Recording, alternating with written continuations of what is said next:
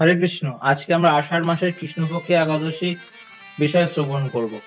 তো শ্রীকৃষ্ণকে মহারাজ যুধিষ্ঠির জিজ্ঞাসা করেছিলেন আষাঢ় মাসের কৃষ্ণপক্ষে একাদশী কি নামে পরিচিত এবং এর মাহাত্ম্য বিষয়ে আমি শ্রবণ করতে চাই। তখন শ্রীকৃষ্ণ বলেছিলেন আষাঢ় মাসের এই কৃষ্ণপক্ষে একাদশী যোগিনী একাদশী নামে পরিচিত।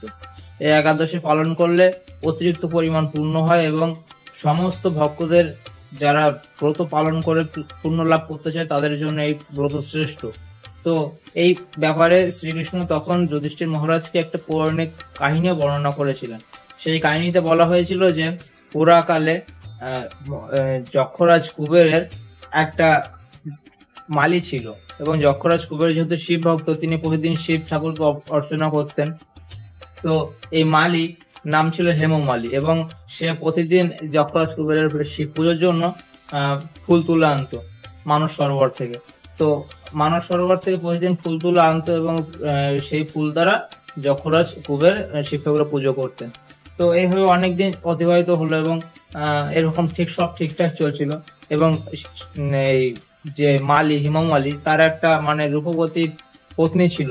তো সে তার পুত্র পত্নীর প্রতি খুব আসক্তি ছিল। তো একদিন ভুল করে সে অতিরিক্ত কামাসক্ত হয়ে পড়েছিল এবং সেই জন্য সে আর ফুল আনতে যেতে পারেনি শিব ঠাকুরের পুজোর জন্য। তো এই দেখে রাজা একটু চিন্তিত হয়ে পড়লো, যেহেতু তার পুজোর সময় অর্চনার সময় হয়ে যাচ্ছে। তো এভাবে 2 প্রহর বেলা অতিবাহিত হলো, প্রায় 6 ঘন্টা। তো তারপরে রাজা দূত পাঠালো যে মালির বাড়িতে গিয়ে দেখে আসলো সে কি করছে।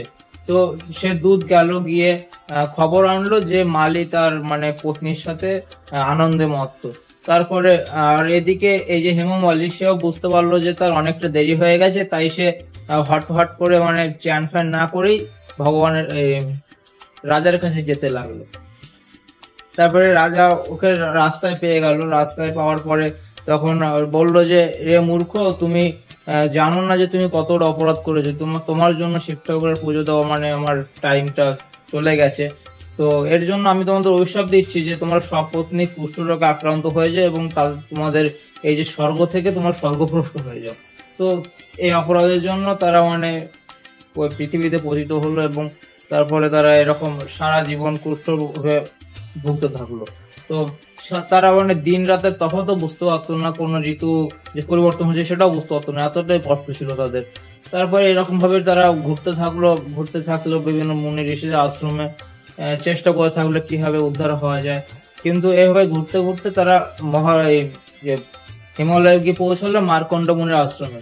মার্কণ্ড মুনি খুব বেশি বড় একটা শিব ভক্ত, সেই জন্য আর শিব ভক্ত এরাও সবকিছু ভুলে যায়নি, কারণ শিব ঠাকুর হচ্ছে সবচেয়ে বড় বৈষ্ণব। তো এই বৈষ্ণবের যে পুজোর ফুল এনে দিত হেমমালি, সেই পুণ্যের কারণে সে সবকিছু ভুলে যায়নি। সে জানতো যে আমাকে কিছু একটা করতে হবে যাতে করে আমি এই অপরাধ থেকে মুক্ত হতে পারি। তো সেইভাবে সে মার্কণ্ড মুনির আশ্রমে গেল এবং মার্কণ্ড মুনিকে বসে বলল যে আমার এই অবস্থা, তো এইগুলো আমাকে ঠিক করে দিতে পারেন। তো তার আগে মার্কণ্ড মুনি জিজ্ঞাসা করলো কি করে তোমার এই অবস্থা হলো। তো সবকিছু সে খুলে বললো। বলার পরে মার্কণ্ড মুনি বললো ঠিক আছে, তুমি কৃষ্ণপক্ষের এই আষাঢ় মাসের কৃষ্ণপক্ষের একাদশীটা যদি করো, নাম হচ্ছে যোগিনী একাদশী, তো তুমি তাহলে এই ভগবান ঋষিকেশের কৃপায় তুমি এই সমস্ত পীড়া যে কুষ্ঠরোগ এবং স্বর্গভ্রষ্ট যে তোমরা হয়েছে সেসব থেকে তোমরা মুক্ত হবে এবং নিজের জায়গায় ফিরে যেতে পারবে। তো এইভাবে তারা সেই মার্কণ্ড মুনির উপদেশের ফলে আর সেই একাদশী পালন করলো, যোগিনী একাদশী। তার ফলে তারা সবকিছু ঠিকঠাক হয়ে তারা স্বর্গে ফেরত চলে গেল। আর শাস্ত্রে বলা হয়েছে যে এই একাদশী পালন করলে 88,000 ব্রাহ্মণকে ভোজন করানোর ফল লাভ হয়। তো আমরা অবশ্যই চেষ্টা করবো জানে এই যোগিনী একাদশীটা আমরা ঠিকঠাক করতে পারি। হরে কৃষ্ণ।